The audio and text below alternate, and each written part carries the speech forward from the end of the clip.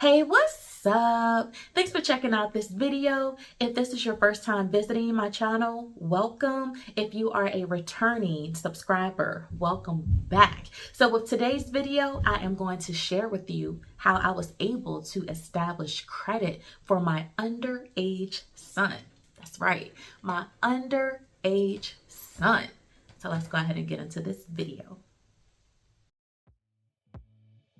So the reason that I decided to help my son establish his credit is because I did not want him to have to go through the same thing that I went through. And actually, instead of saying the same thing that I went through, I should probably say what I put myself through. So I did have a family member who bought me a car when I was like 18 as a graduation present, and the person spent a couple of $100s on the car. We found it at a junkyard and it only had 3 seats because they were about to strip the car for parts, but we actually caught them in time before they stripped the car. Wait, what? 3 seats? No. Even though it only had 3 seats, technically I only needed 1 seat at least because it was only me, myself, and I. So as long as I had 1 seat, just 1 seat, and I could drive in that car with that 1 seat, that was all that I needed. But I ended up landing this job making a lot of money for an 18-year-old, and I just let that go to my head. And I was like, okay, I actually need a new car. But now looking back, it's not that I needed a new car, I wanted one, okay? So I ended up going to a dealership, walking on up in there, slim and trim, you know, looking cute. Got my check stubs with me because I was an adult, and I'm about to walk up out of this dealership with a brand new car, and ain't nobody gonna tell me anything differently.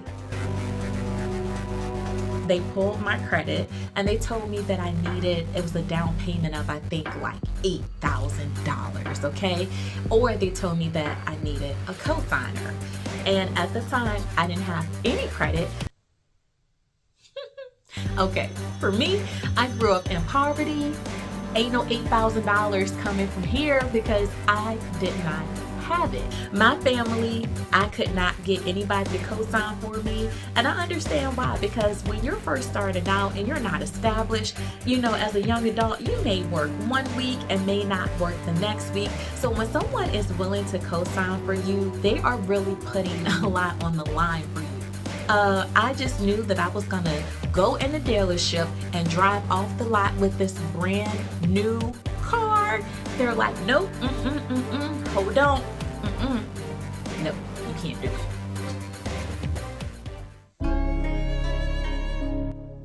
So instead of me being patient and continuing to drive the car that was actually given to me, you know, given to me, not the car that I paid for, the car that was given to me as a gift, a graduation gift. I was like, oh, I'm gonna get me a car, I'm gonna get me a nice car, and ain't nobody gonna tell me that I'm not. No. So what I decided to do with my grown self was to go to a car dealership that I did not know that was labeled as predatory, like at the time. I was like, I'm gonna find me a car and it's gonna be the car of my dreams. Even though I'm 18, you know, it's gonna be the car of my dreams and I'm gonna get me a car. So I ended up finding this car, had T-tops, leather seats, had a V8 engine, a coupe. Won't nobody gonna tell me nothing, okay? Even though the car was 5, 6, 7 years old, had over 100,000 miles on it. I was like, oh, these T-tops look good, the leather seats. Oh, I'll be like up in there like, you know. That's all I was thinking about, right? Okay, so I ended up financing this car I think it was probably like $17,000, $18,000, $19,000. But family members tried to talk me out of it. They're like, don't do it, don't do it. And I'm just thinking like, they just don't want to see me happy. They don't want to see me happy. They don't want to see me flex. Nah, they was trying to warn me, but I ain't listening. And I was not trying to hear it. The 18-year-old me was not here for it. My mindset was like, oh, you just mad because my car about to look better than yours. You know, that's what I was thinking. You don't want me to flex. You know, you don't want my car to look better than yours, but I'm about to get it anyway. And I walked up on out of that dealership, 18-year-old me, naive. Thinking I had the world figured out, thinking that I knew it all. I walked straight on up out there with like an 18% interest rate. For real.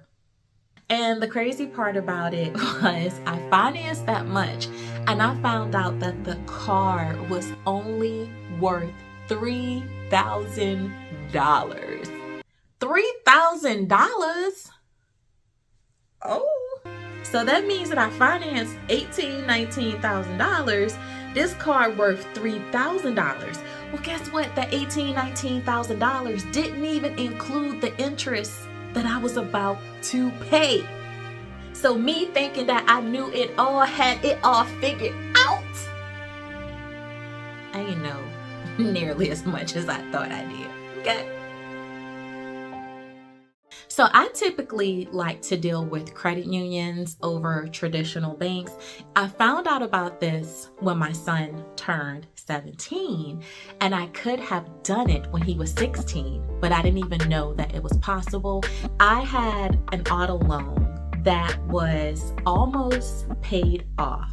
So what I did was I refinanced my car and I ended up adding my son to the loan. Had this been a brand new loan for a newer car, or if it was like a used car that even had like a large balance on it, I wouldn't have ever added my son to it, just because you never know what could happen. So in addition to adding my son to the auto loan, I ended up opening a joint credit card with him at 17 years old. Okay, yes, a joint credit card. So I made sure that it wasn't like a super high limit. I think the limit on it was like $1,500 is what I ended up asking for. So I knew that I didn't have to have like this super high limit in order to establish his credit. But yeah, 17, had a credit card, which is something that I could have done at 16 for him.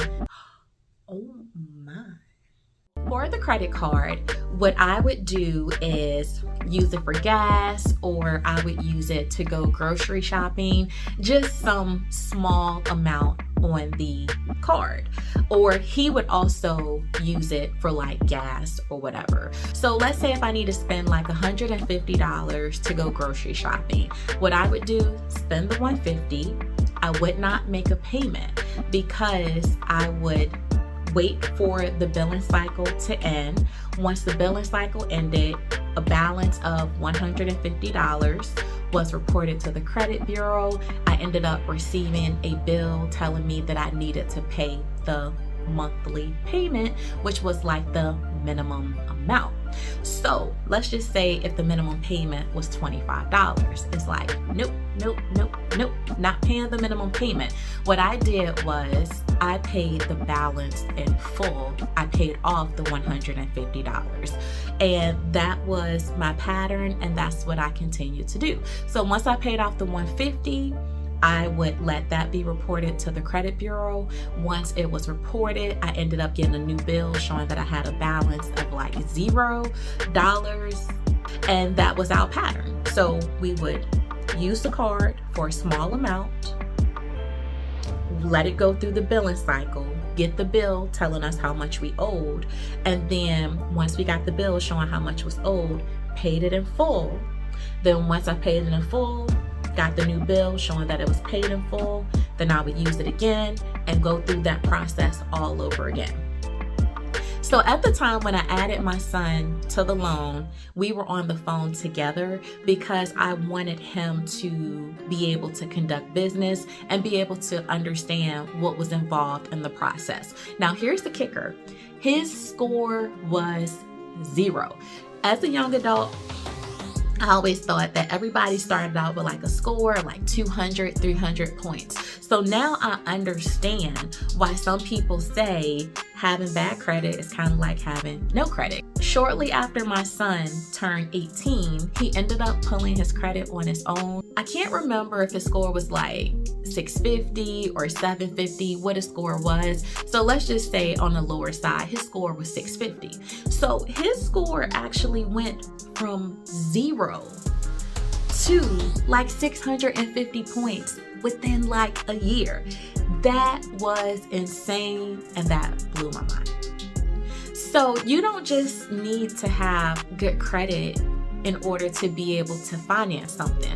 What financial institutions also look for is they look for your employment history. They want to make sure that you stay on your job long enough to where you're willing to make this commitment to go ahead and pay back whatever you borrow, right? So let's say if your child is 15 and they're working part-time, let's just say at somewhere like a store or a grocery store, retail store, or whatever, right? If your child keeps that job, well, I should say if your teen keeps that job from like 15 up until they're like 18, it's like you're only setting your child up for success.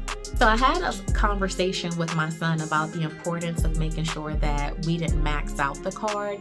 And I let him know, hey, if the balance is at the credit limit, that's considered to be maxed out. That definitely brings down your credit score, and it is not a good look. Imagine what his credit score will look like when he's like 20, 21. He could be one of those teens where, he's walking into a dealership and they're like, oh, you're a well-qualified buyer.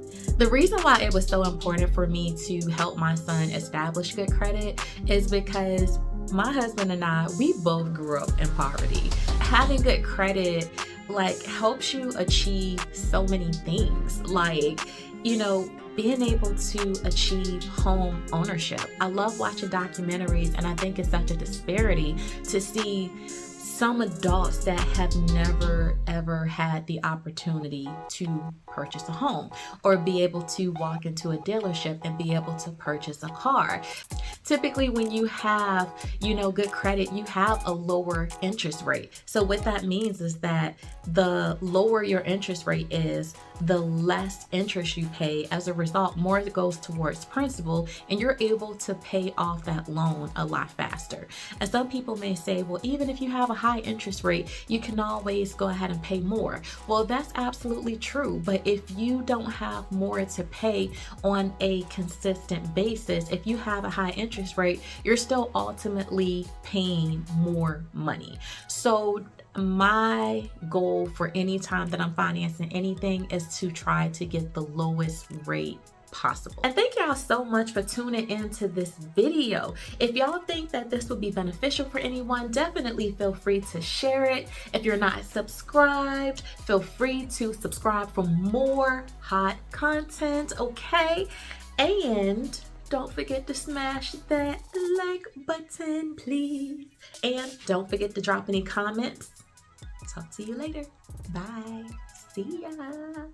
And as always, thanks for watching, and can't wait to see you in the next one. Bye.